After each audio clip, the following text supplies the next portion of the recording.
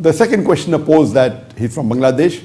He wants to give his son the highest education in Islam. He wants me to name some Islamic educational institutions outside Bangladesh and within Bangladesh where he can educate his child to the best Islamic educational levels. The brother didn't pose, he didn't tell me what was the age of his child, whether he's talking about school, whether he's talking about college, about university. I'll try and cover some of it. As far as the education system in Bangladesh is concerned, I have not been to Bangladesh, I'm not done research, so I'm not the right person to tell you which are the best schools or universities in Bangladesh. As far as the schooling is concerned, I can advise you that see to it that you find a good Islamic education school, preferably if it's an Islamic international school, it will be the best. See which is the best available in your country and try and enroll. See to it that the school is based on lines of Quran and Sunnah. As far as I'm concerned, you may be aware that I had started a school in the year 2000, in the year 2001. That's about 20 years back. The Islamic International School in Mumbai, also Islamic International School in Chennai. And alhamdulillah, the main purpose of that school was education for both the worlds. Educate your children for this world as well as the akhirah. But naturally, more stress was paid on the akhirah. And we wanted to see to it that when the child passes the 12th standard A level, he has the basic knowledge that is required for a Muslim for the worldly affairs. And I felt that IGCSE, the Cambridge board, once you pass A level equivalent to 12th standard or the HSC, higher secondary school, a person gets fairly good knowledge of the worldly subjects. So if a person passes A levels of the Cambridge or the IGCSE or the HSC or the 12th standard as we call, he fairly gets a good knowledge of the various subjects that are required for the worldly knowledge. If it's Islamic International School which is attached to a syllabus of the Cambridge, it's very good, or some international syllabus which gives a good education, simultaneously educating a child with the basics of Islam, then about Quran, Hadith, Sharia, Fiqh, like what we had in our school, Islamic International School. And alhamdulillah, it was a very successful school, mashallah. We had the main medium of instruction was English and Arabic. So if you can find a school whose main language of instruction, two languages I believe are most important. One is Arabic, the language of the Quran and the Sahih Hadith. And second is the English language, which is an international language, which is required for a person to dawah. And third may be the local language. If you are in Bangladesh, can be Bengali. If you are in India, can be Hindi, depending which state you are coming from. But the two main languages are Arabic and English. And our education was mainly in these two languages. And we saw to it that the selected children, about more than 1/3, who we felt can do Hifz, they finish Hifz by the time they reach standard 5. And from 5th to 10th, they did Muraja, so that they become a Hafiz, which, so that the person can become a Hafiz who not only memorize the Quran, but can repeat it very easily without any revision. Then Arabic, we wanted to make it strong besides English, so that both these languages become as good as their mother tongue. And we achieved success to a great level by the help of Allah subhanahu wa ta'ala. So much so that, mashallah, that the students that graduated from our school, they could speak fluent Arabic, they knew the basics of the Sharia, and it was a very successful model until just 5 years back, as you may be aware, that the new government, the BJP government, was not very happy with the successful activity we were doing in terms of dawah, in terms of schools, and because of that we had to shut that school. We had one school in Bombay, we had one school in Chennai. I do not know of any other school in India or anywhere else in the world that I visited. I visited hundreds of Islamic schools. In India, I did not come across any school that was even 5% close to the level of IS. And internationally, I did not know of any school which even came 10% close to what Islamic International School was, in terms of tarbiyah, in terms of having a dual language, in terms of giving the knowledge of Islam and the worldly education together. So my advice to you would be, the brother was the question from India, that try and find the best available Indian school if you are studying in a school, And in Bangladesh, the best available school that you have, or if you know of any school abroad where you want to send your son, that's an option. After you finish the A levels from an Islamic international school, my advice would be that if you want to dedicate and make your child as a da'i, or make your child in the field of Islamic knowledge, and you ask me for the names of good Islamic institutions. As far as Bangladesh is concerned, I'm aware that there are a few Islamic institutions, the Islamic University, which is there in Chittagong. It's there in some other parts of Bangladesh, but I'm not too much aware. I did meet the principals or the deans of this institute when I traveled to Makkah, but I'm not aware of the quality. But as a general rule, what we realize that when a Muslim studies in the institution abroad, and one of the best Islamic institute as far as studying the knowledge of Islam is concerned, according to me, is Imam Muhammad bin Saud Islamic University in Riyadh, Saudi Arabia. It's one of the best. The other good institutes are the Islamic University of Medina in Saudi Arabia, as well as Qura. And there are various other Islamic universities and general universities in Saudi Arabia, many. But these three are the most prominent ones. If you study in an Islamic university where the instruction, the language of instruction is Lugha Fusha, it's the best. You have other Islamic institutes in other parts of the world. You have in Yemen, you have in Mauritania, etc. You also have good Islamic institutes in Qatar. You have Hamad bin Khalifa University, you have the Qatar University, you have in Dubai, you have in Sharjah, the Sharjah Islamic University, and in the Gulf countries. But the one that I named, the first three, I believe one of the best.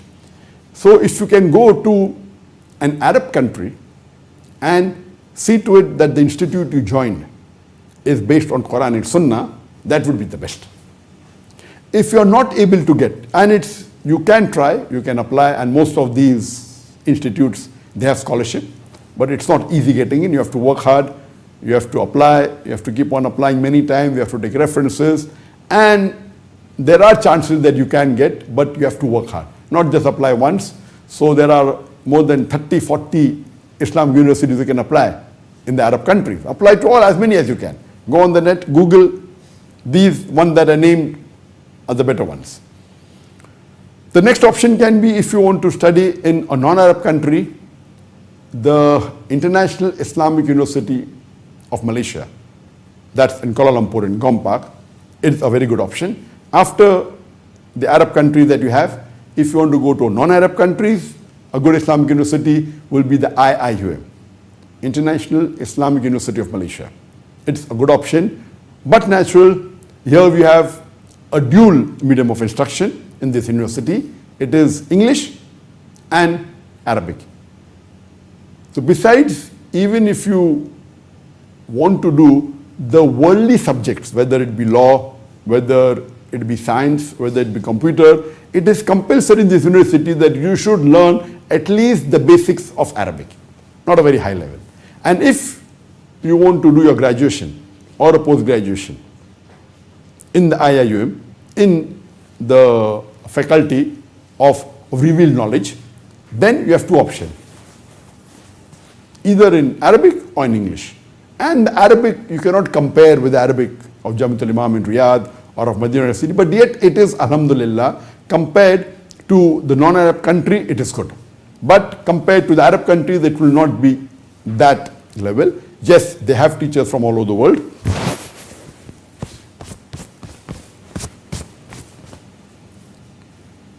They have teachers from the Arab world, and they've selected the best of teachers from different parts of the world. So it's a good option. And if you cannot get scholarship in the Gulf countries or the Arab countries, the fees in IIUM Malaysia is reasonable.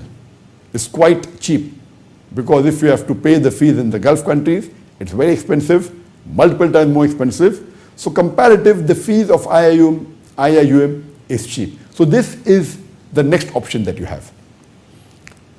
I'm not too much favor of studying Islamic graduation and post-graduation in the Indian subcontinent. That can be the last option. But naturally, in the Indian subcontinent, I would feel that the Islamic universities in Pakistan is better.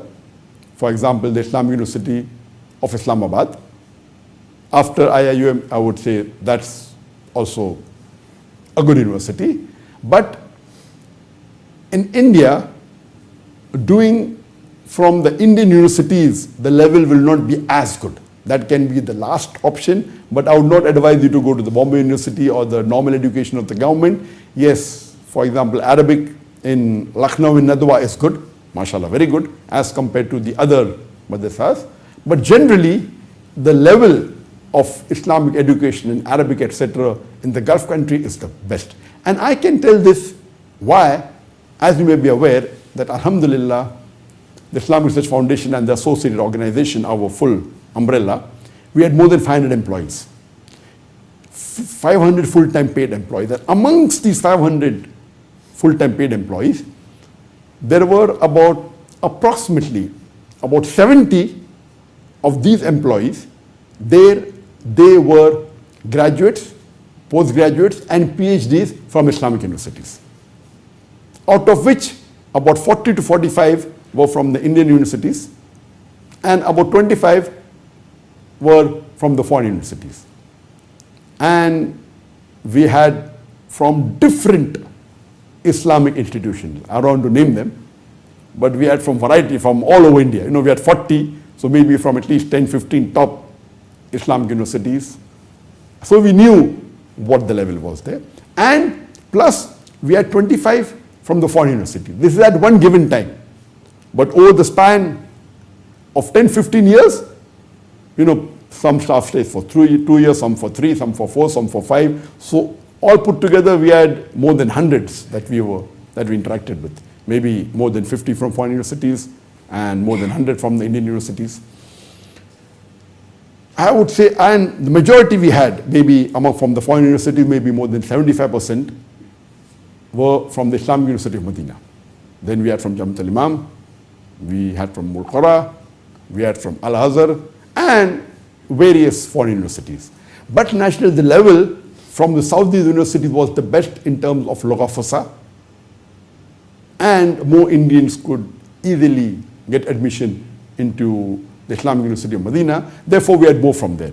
The level was much higher as compared to the graduates of the Islamic universities in India. That's the reason the school that we had, the teachers that we had, where it comes to teaching Arabic, all of them were from foreign universities, except for one from Nadwa, he was very good. But all the Arabic language were taught by the graduates and postgraduates and PhDs from the foreign universities, mainly from Saudi Arabia. And whereas the other part were Hifz, Tilawat, Tajweed, and the other parts were taken from the graduates and the postgraduates from the Indian universities. But let me tell you one thing, that as far as education is concerned, yes, if you want to see to it that you become a Dai, my advice would be that see to it that you put yourself in a put your child into a good Islamic university. But let me tell you, as far as practical dawah is concerned, number one most important is help of Allah. And your striving is important. What you gain knowledge in the university is good for your basics. But attending the durus, the lectures, and the discourses of the scholars is very important.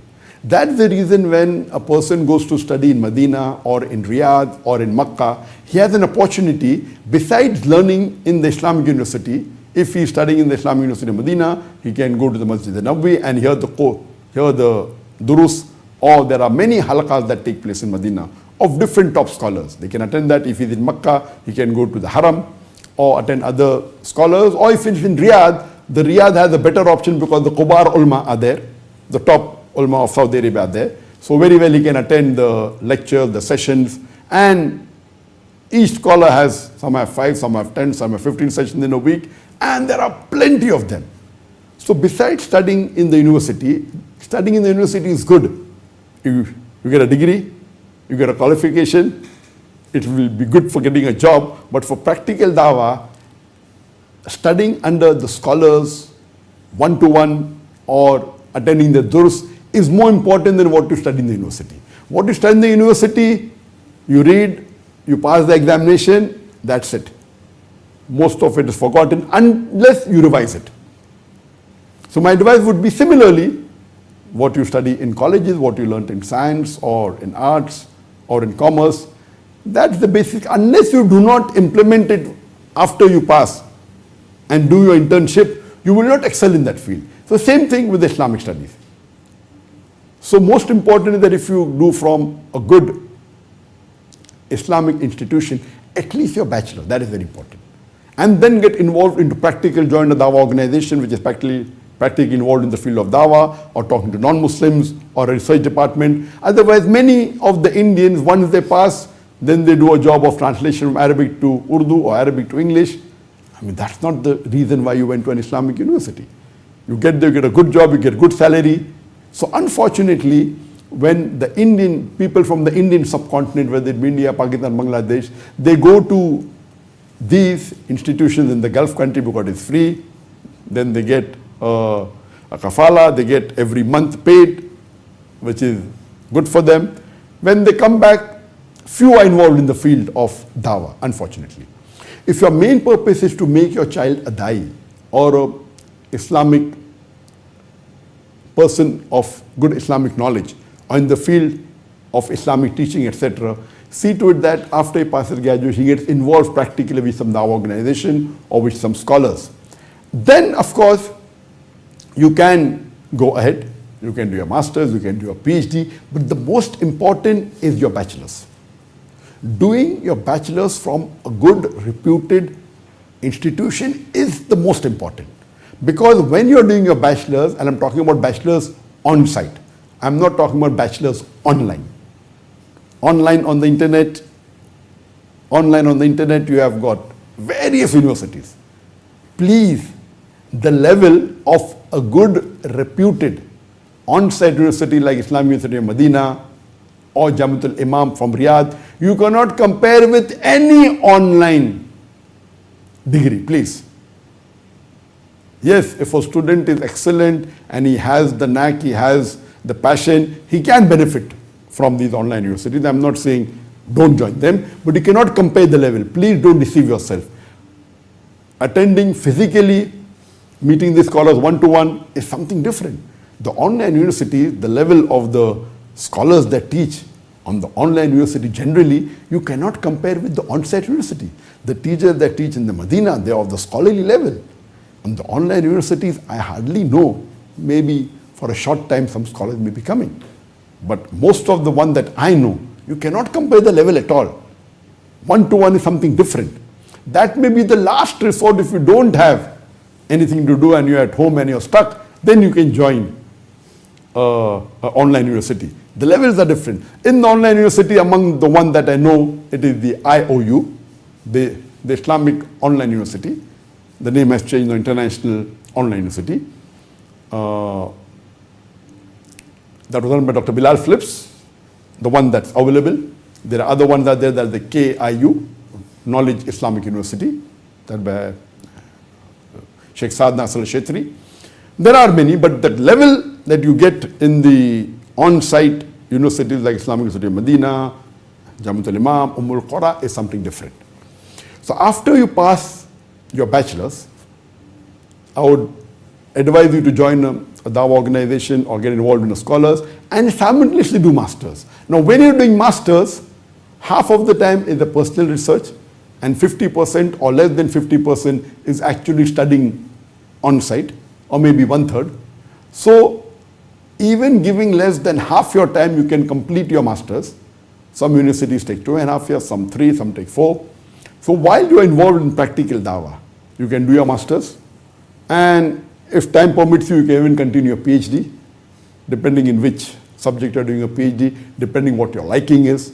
But natural, I prefer that if you're in the field of dawah, I would prefer Sharia, doing bachelor's in Sharia and master's in PhD. The next would be tafsir of the Quran. If someone has a liking for the Quran, then okay, tafsir of Quran is good. Then the hadith is there. So these are the few which are on the better knowledge for doing dawah. One is the Sharia, next would be Tafsir of the Quran, third would be Hadith. There are other things, Usul al-Deen, then there is dawah. So when they talk about dawah, most of these bachelors, they're talking about dawah to Muslims, not dawah to non-Muslims. There are some courses like comparative religion in IIUM. There are comparative religion courses even in the Saudi universities, but that level is different. Because I've met some of the students or some of the people who have passed their PhD in comparative religion. But when you actually talk to them about the practical dawah to be done to a non-Muslim, it is very shallow. Unless the person has practical knowledge of joining a dawah organization. That's the reason for practical dawah, you have to get involved with people who are scholars, who are dais, who are experienced, or join an Islamic organization. That will really improve your skills, not just doing a graduation. So my advice would be, after you pass the graduation, see to it they're involved, and simultaneously do your masters. If you want high level, do PhD. You can do 1 PhD, you can do 2 PhD, as long as the person is young and can take it. And so that, but these degrees are only good for the world, may not be useful for the akhirah unless you implement it. You may get a good job, you may get a good job of a professor or a good post, or if you do Islamic finance, you get an Islamic bank. But practically, if you want to utilize it, it is a practical knowledge sitting with people who are involved in the field, whether they experienced du'ats or with experience, they're scholars. This is very important. So this last part, practically, that is the reason everyone that I know that we had at any given time 60, 70 graduates, postgraduates, and PhDs. But were they good guys? I'm sorry to say. We had other people in organization who were engineers, who were just bachelors in science, and they were multiple times better than people who were graduates from the Islamic University of Medina. Why? Because they may not be having that passion until they came and did our course of Dawah training program. So we had a course only for the Medina graduates, and once they did that course, then they were multiple times more effective. So graduating from a good university is one thing, but putting into practice is another thing. That is the reason that our du'ats in the research department of Islamic Research Foundation, who were normal graduates, they were paid double than what we used to pay a person with a bachelor from the Islamic University of Medina. He may have the knowledge of deen, but when you ask him a question, he may not be able to reply on the comparative religion. He may be able to reply something on fiqh, that's it. So if you want a practical person involved in the field of dawah, unless, yes, the best would be graduate from a good university like Islamic University of Medina or Qura or Jamiat al-Imam, and get involved in an Islamic organization, which is practically in the field of dawah. Get attached to a person who is an experienced dai or a scholar, and then utilize your knowledge, what you had learned in the university, and then learn the techniques, then it would be superb. Just getting a degree is not sufficient for you to be a dai.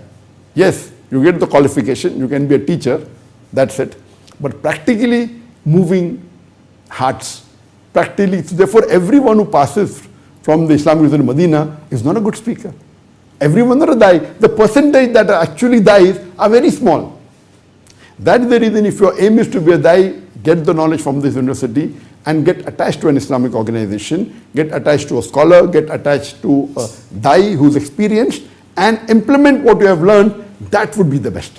Hope this answers in short, because this question was asked many times and I kept on postponing because I know it would take time. So this was in short how you can see to it that you make your child, if your aim is to make him a dai or Islamic personality. This was in brief. Hope that answers the question.